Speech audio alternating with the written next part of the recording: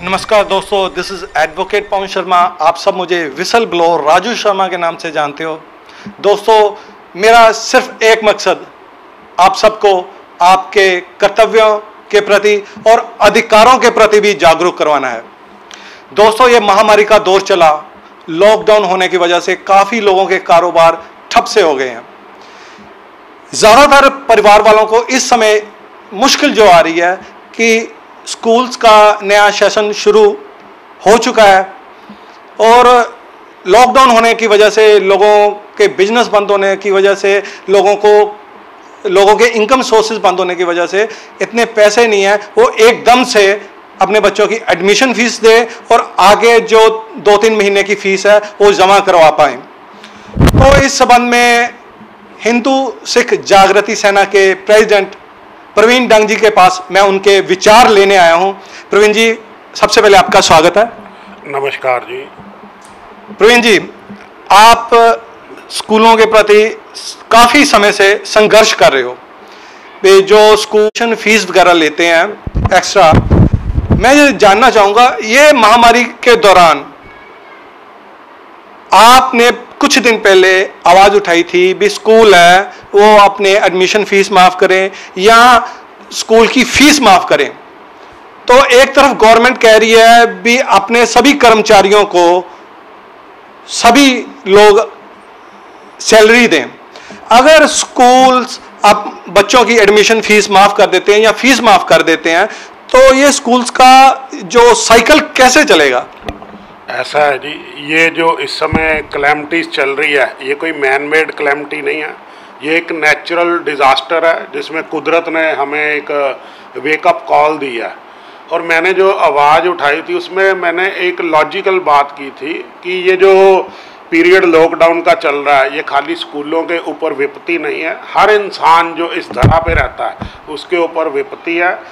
जिसका छोटा मोटा काम है उसको सरकार कह रही है कि अपना 1 या 2 भी जिसके एम्प्लॉई हैं उसको आप पूरी सैलरी दो, उससे काम तो कोई ले नहीं रहे। जिनके वेड़े बने हुए हैं, जैसे पंजाब में बहुत कल्चर है जो, वहाँ पे उनको कह रहे हैं कि आप अपने प्रवासी जो मजदूर हैं उनसे किराया मत लो, उसके चक्कर में वो बिजली के बिल भी नहीं दे रहे अपने मकान मालिकों को।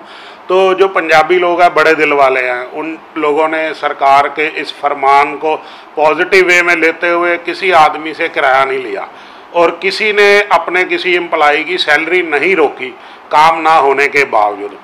अब दूसरी तरफ जो बड़े बड़े स्कूल हैं, जिन स्कूलों में 4 से 5,000 6,000 बच्चे पढ़ते हैं, जिनके पास असीमित फंड हैं, उन लोगों का रवैया इस समय जो आपातकाल समय में होना चाहिए वो मैं समझता हूँ लोगों की विचारधारा के अनुरूप नहीं है। अगर मैं खुले दिल से कहूँ तो ये देशद्रोह कर रहे हैं लोग, क्योंकि लोग इस समय संक्रमण काल से गुजर रहे हैं, किसी के पास कोई काम नहीं है, हर आदमी के लिमिटेड सोर्सेज होते हैं। उन जो एक मिडिल क्लास फैमिली है उसने अपनी EMI भी देनी है, बिजली के बिल में कोई छूट नहीं है, अगर उसका कोई एक आध एम्प्लॉई है उसकी सैलरी भी दे रहे हैं। तो स्कूल वाले जो कहते हैं कि हम अपने एम्प्लॉइज़ को सैलरी कहाँ से दें, उसका मैंने एक टेक्निकल जवाब उनसे मांगा था। कोई दुनिया में ऐसा बिजनेस या फील्ड नहीं है जिसको पैसे एडवांस मिलते हैं। मेरी आप ये बात कोट कर रहा हूँ कि कोई ऐसी फील्ड नहीं है जिसको पैसे एडवांस मिलते हैं।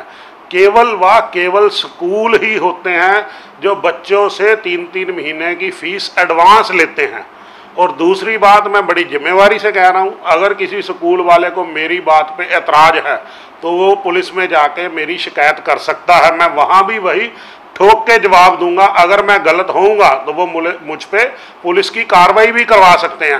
मैं बड़ी जिम्मेवारी से कह रहा हूँ, स्कूलों में जितने भी अध्यापक हैं, जितने भी एम्प्लॉई हैं, 6th पे कमीशन के हिसाब से सिर्फ 10 या 15 टीचर और एम्प्लॉइज़ को सैलरी मिल रही है।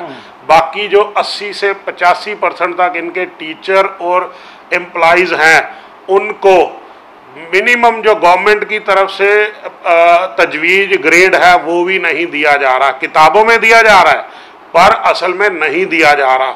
उनको सैलरी देने का भी की सिस्टम है कि किसी भी टीचर को पूरा महीना काम करवाने के बाद सैलरी नहीं दी जाती। हर स्कूल वाले का अपने टीचर के साथ एक एग्रीमेंट होता है कि आपकी 1 महीने की तनख्वाह नीचे रखेंगे और उसके बाद 1 महीने की तनख्वाह नीचे रख के दूसरा महीना काम करवा के उसके बाद भी 10 दिन बाद सैलरी देते हैं। यानी टोटल 70 दिन का बैकलॉग इनके पास ऑलरेडी टीचर के मामले में होता है। और दूसरी तरफ जो पेरेंट्स से फीस लेते हैं 4 महीने का इनके पास सिस्टम होता है, 3 महीने की एडवांस फीस और रीएडमिशन फीस।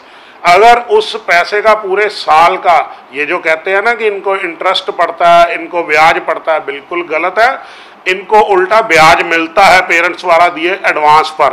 अगर ये इस बात को जुठलाते हैं तो मैं इनको चैलेंज करता हूँ, कहीं भी किसी भी स्कूलों के 3 प्रतिनिधि हमारे साथ, अभी तो लॉकडाउन चल रहा है, जब भी लॉकडाउन खुलेगा सार्वजनिक बहस कर ले।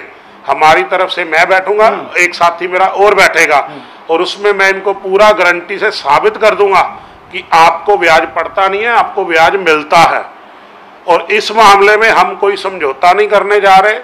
जो भी कड़ा संघर्ष अभिभावकों के हित में हिंदू सिख जागृति सेना को करना पड़ेगा, बिल्कुल करेंगे। इस आंदोलन की शुरुआत लॉकडाउन खुलते ही हमारे 3 कार्यकर्ता डीसी ऑफिस के बाहर अपने मुंडन करवा कर करेंगे। अच्छा जी। अगर इन्होंने फीस के ये लॉकडाउन वाला पीरियड फाइनेंशियल ईयर से एलिमिनेट नहीं किया तो आज तक का सबसे कड़ा संघर्ष इनको देखने को मिलेगा। प्रवीण जी, बहुत से लोग हैं जो इस तरह के स्कूल्स के रवैये के प्रति बहुत दुखी हैं, या वो नहीं ये अफोर्ड कर पा रहे इस समय एडमिशन फीस देना या फीस देना। और बहुत सारे लोग वो बोलना चाहते हैं लेकिन डर के मारे चुप रह जाते हैं। भी उनके स्कूल में जो बच्चे को जिस स्कूल में एडमिशन दिलवा रहे हैं, कल को उस बच्चे को मुश्किल ना आए। तो मैं चाहूँगा भी आप उन पेरेंट्स को भी जागरूक करवाने के लिए कोई ना कोई संदेश दें। क्या कभी ऐसे भी वक्त आएंगे कि अपने बच्चे भगत सिंह बन पाएंगे? रोशनी दुनिया में उनके दम से है, आंधियों से जो दिए टकराएंगे। रेंगने वाले जमी का बोझ है, उड़ने वाले आसमां तक जाएंगे। अपनी आज़ादी के मतवालों की धुन हम भी सूलियों पे गाएंगे। इस समय जड़ा काल चल रहा एक ऐसा काल है, साडे बजुर्गों ने भी कदे ऐसा समय नहीं देखा जिसलिए हर बंदा अपने घर दे विच बन के बह गया। ये स्कूल भी अपवाद नहीं है, ये स्कूल वाले कोई बेचारे नहीं है कि इन्हां नूं सब कुछ मिले, लोकां नूं कुछ ना मिले। लोकां दे सबर दी इंतहा दा की कहंदे पेशेंस दा मतलब कि वो ना लिया जाए कि वो फुट जाए ज्वालामुखी। जिहड़ा तुसी कहने हो कि पेरेंट्स डरदे ने, डरन दी भी एक सीमा हुंदी है।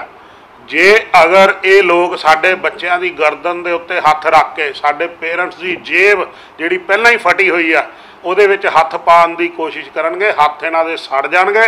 इस वाली पेरेंट का गुस्सा बहुत उपरली सीमा के उत्ते है। घरों सारे परेशान ने, इन्हां दी तानाशाही बिल्कुल बर्दाश्त नहीं की जाऊगी।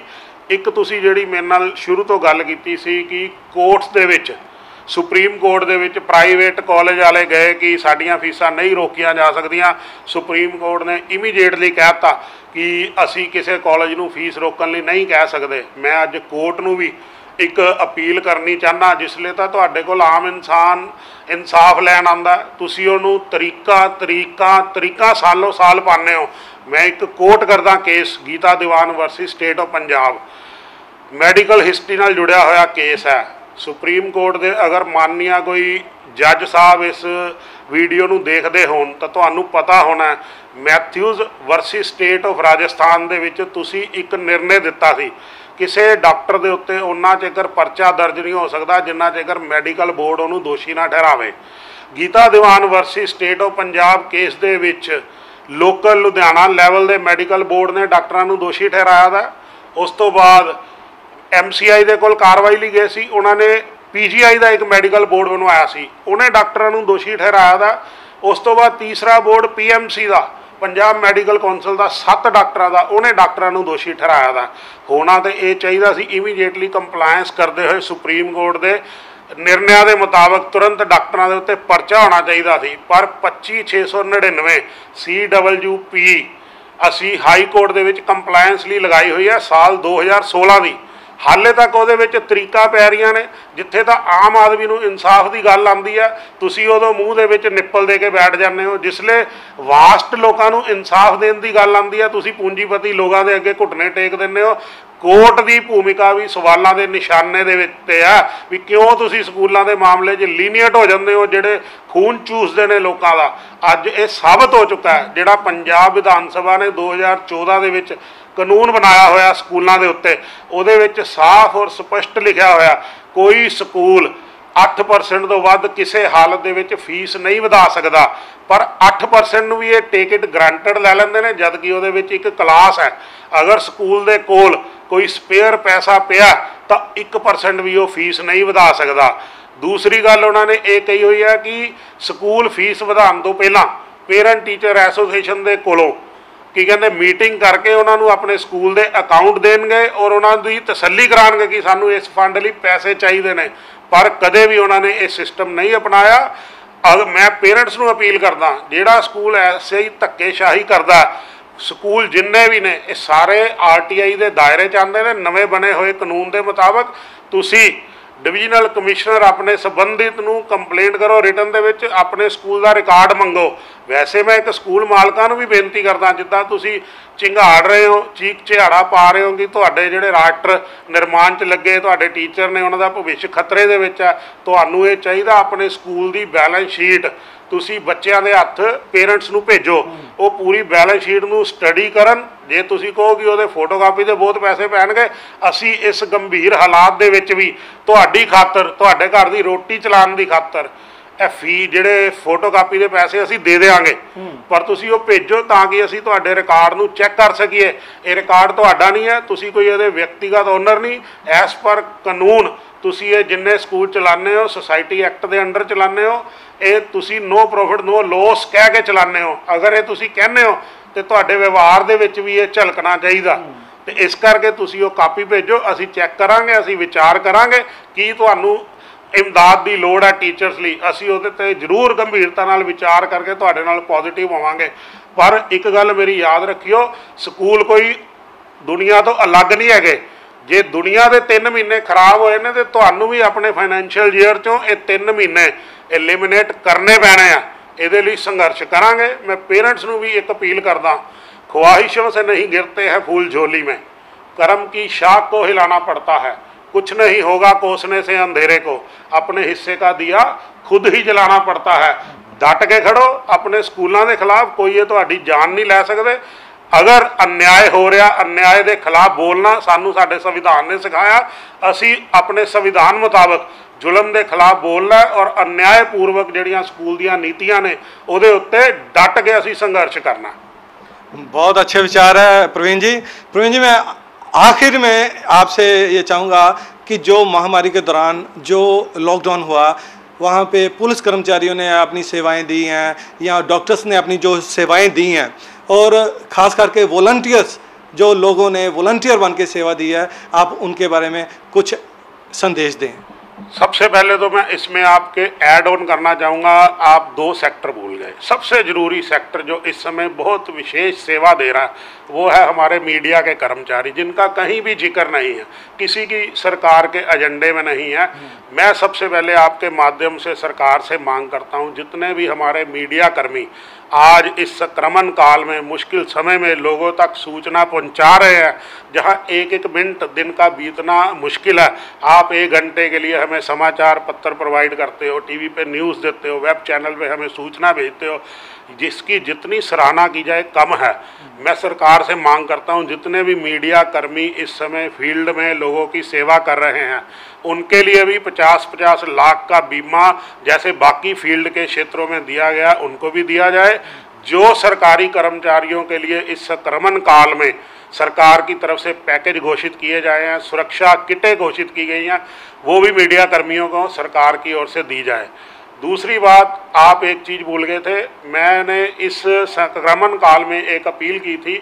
आज से हम इस मुश्किल घड़ी में जो सेवा कर रहे हैं सफाई की, उनको सफाई कर्मचारी ना कहते हुए सफाई सैनिक कहना शुरू करें, क्योंकि सफाई सैनिक खाली हमें इस संक्रमण से ही नहीं बचा रहे, वो तो पूरा साल 365 दिन हमें महामारियों से बचाते हैं। उनका योगदान अभी किसी गिनती में नहीं आया।